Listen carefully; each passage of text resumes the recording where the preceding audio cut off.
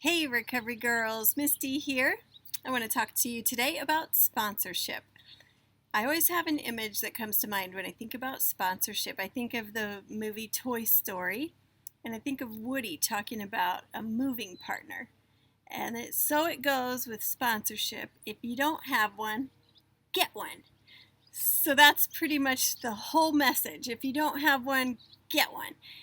Because it's amazing. It will having a sponsor will take you to new levels in recovery. It took me a while to get a sponsor and to start working the steps in recovery. But what a sponsor is just another person in recovery, someone that you have seen in meetings perhaps, and you have heard what they have to say about the different topics or the steps or whatever it is that the meeting is about each week, and you have begun to see something in that person that you want for yourself.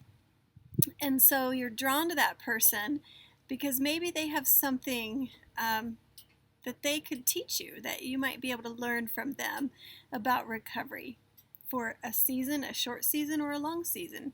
And when we approach someone and ask them to be our sponsor, what we're asking them to do is to help us walk through the steps in a very personal way that is specific to our own needs and our own story. It's all kind of theory until we actually start working the steps and applying recovery in our own lives and sharing our story with another human being as we begin to do in steps 5 and beyond.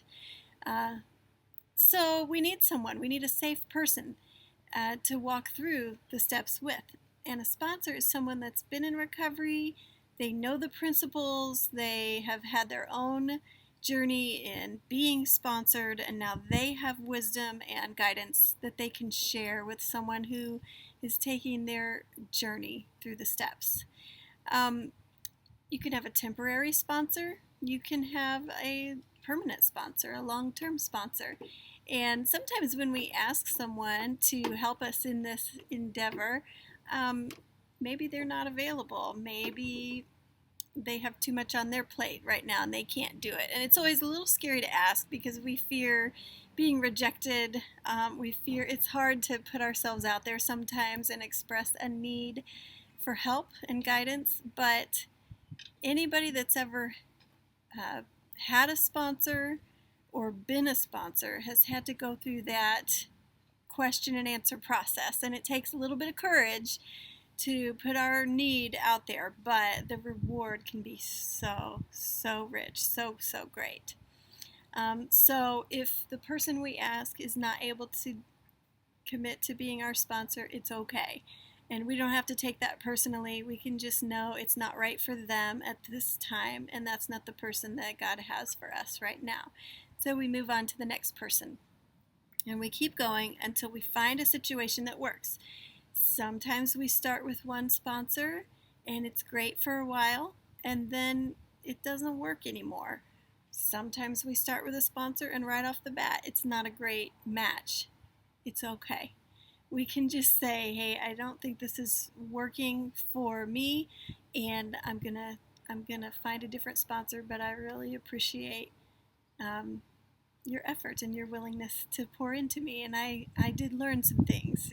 We can honor the effort and what that person poured into us, because every bit of it is a gift. Even if it's not a great match, not having a great match will teach us something about ourselves. Every effort in recovery is valuable. None of it is wasted.